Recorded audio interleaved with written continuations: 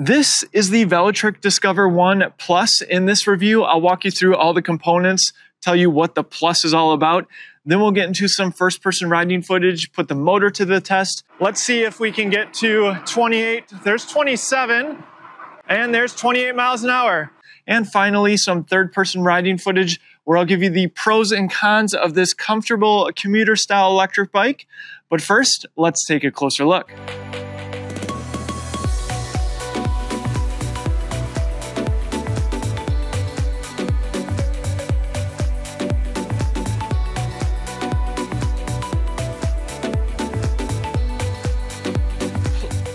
Now this is the Plus, so what's changed? Notably, now you have speeds up to 28 miles per hour. I'll be sure to put that to the test in the first person riding footage. So class 1, class 2, or class 3 on this electric bike.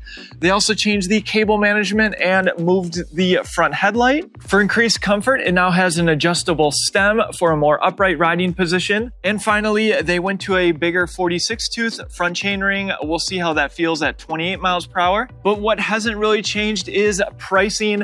They're offering these upgrades on this electric bike by not really changing the price.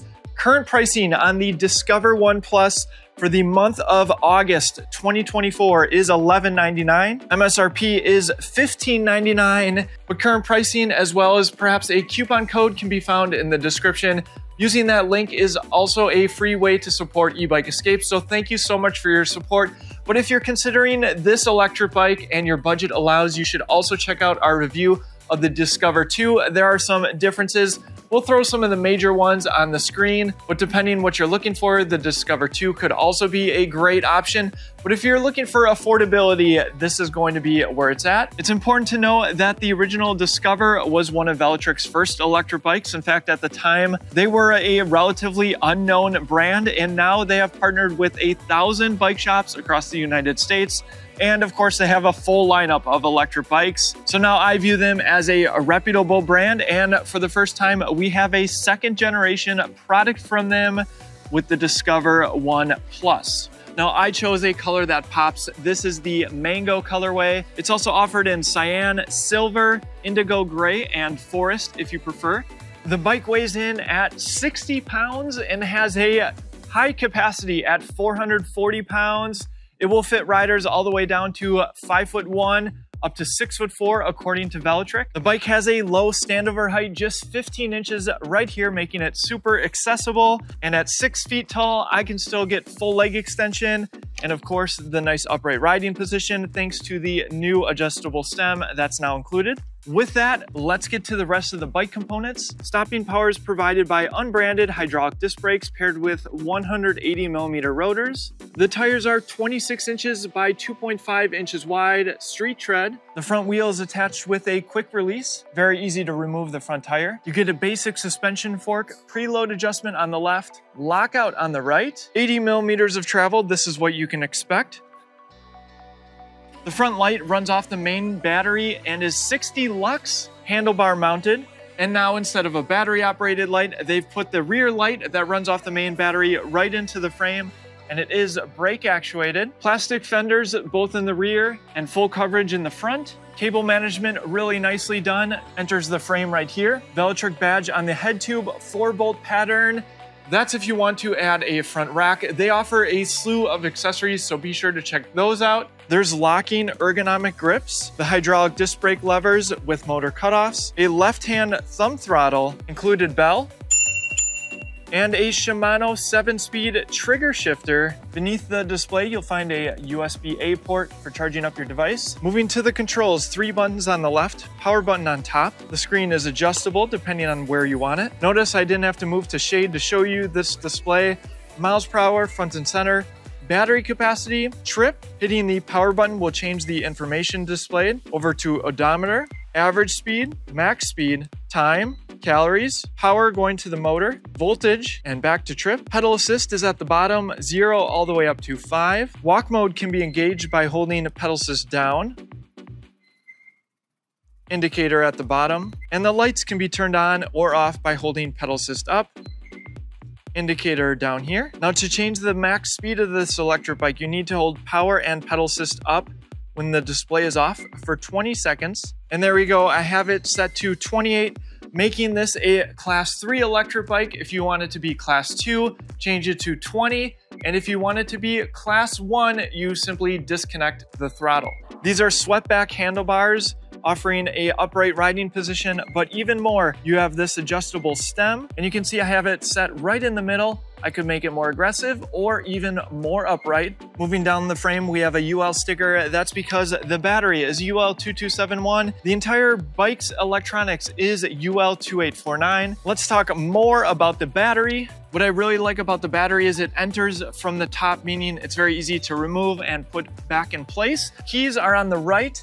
Turning that to the left, we'll pop it out and simply lift. So the battery case, yes, is paint matched, but it's 48 volt, 14.7 amp hours, about average size. And the battery is IPX7 rated, meaning I could go throw it in the lake, dry it off, and it will work just fine. The entire bike is IPX6.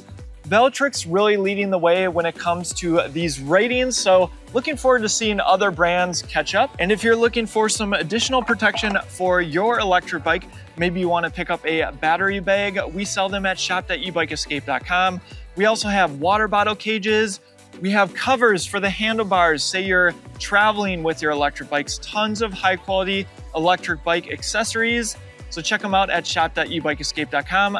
Thank you for your support. To put the battery back in, this end goes first. Simply insert and push into place. There is a charge indicator button right here, and this is where the charge port is on the right side of the battery. And that battery can be charged with the 3 amp charger, so about 5 hours from empty. Velotric also includes some tools with your electric bike purchase. There's 2 mounting points for a water bottle cage or a folding lock if you prefer.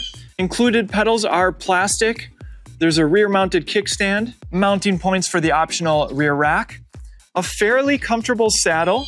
It's a 500 watt motor with 900 watts of peak power, 65 newton meters of torque. They're using Shimano's entry-level derailleur, Shimano Tourney. Again, 7 speeds, 11 to 28 teeth in the rear, and the front chainring is 46 teeth. There's a clear chainstay protector. Cables come out of the frame here, and the motor is engaged with a cadence sensor, which we'll talk about in a little bit. Now that you know all the components, let's get into some first-person riding footage. I'll talk about how the bike performs, and yes, we'll take it up our hill climb test.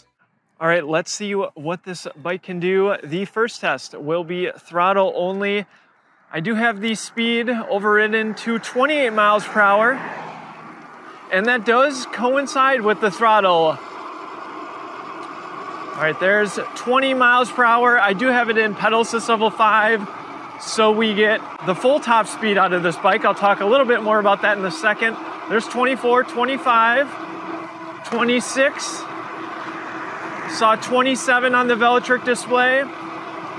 GPS just lagging behind just a little bit. Velotric display 27.3.7, and there's 28 miles per hour on the Velotric display. I imagine the GPS is 27 point something, so it can get you there. Now, most brands have the throttle cut off at 20, so it can be a class 2 electric bike in the sense that the throttle cuts off at 20, but a class 3 electric bike in the sense that you can pedal past that with pedal assist up to 28. Now, if I go into pedal assist level 1, I was talking about the different pedal assist levels. And so in pedal assist level 1, throttle only, it takes me to about 17 miles an hour, 16 miles an hour, and it's going to hold me there. I'm actually using no power yet. 14 miles an hour. All right, there we go. So it's around 14 miles an hour, pedal assist level 1 with throttle alone. That's because this is a speed-based pedal assist system, and this bike does use a cadence sensor, so as long as I'm pedaling, I'm going to get power to the motor. We'll start from a stop in first gear, then I'll walk through all the pedal assist levels. Here we go. It senses that I'm pedaling. All right, and jumping already to 600, 700 watts. So what is happening is it's giving me a bunch of power to get up to whatever speed Velotric has set. In this case, it looks like 14 or 15 miles an hour. And I can pedal all I want, and I might go a little bit faster, but the motor right now is not giving me any power. That's a speed-based pedal assist system. But if I go into pedal assist level 2, that will certainly change. I'm in 4th gear right now. I'll shift up to 5th gear, just pedaling my legs nice and easy. 16, 17 miles an hour. Just cruising, using around 300 watts. And it looks like 17, maybe 18 miles an hour is the cutoff for pedal assist level 2. Let's go into pedal assist level 3. All right, really feel the motor power there. 6th gear. And this bike can hold me at 22 miles an hour very easily, and we're not even in the highest pedal assist level. 6th gear though feels good, still can provide pedal power, and we still have 1 more gear to go. All right, pedal assist level 4. All right, I'm gonna shift up to 7th gear. There's 24 miles an hour. 25, and the wattage is jumping all over the place. It looks like 25, 26 miles an hour. All right, let's go to pedal assist level 5, and we'll get up to 28 miles per hour. All right, here we go.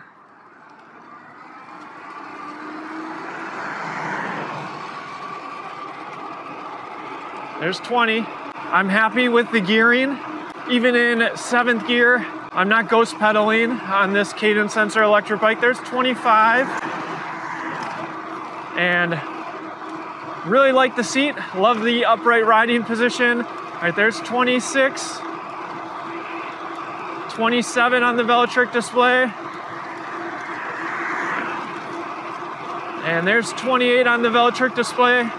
And 28 on the GPS as well. Velotric display was reading 29, 30 miles an hour. And yeah, peaking just over 1,000 watts. All right, let's do a brake test here.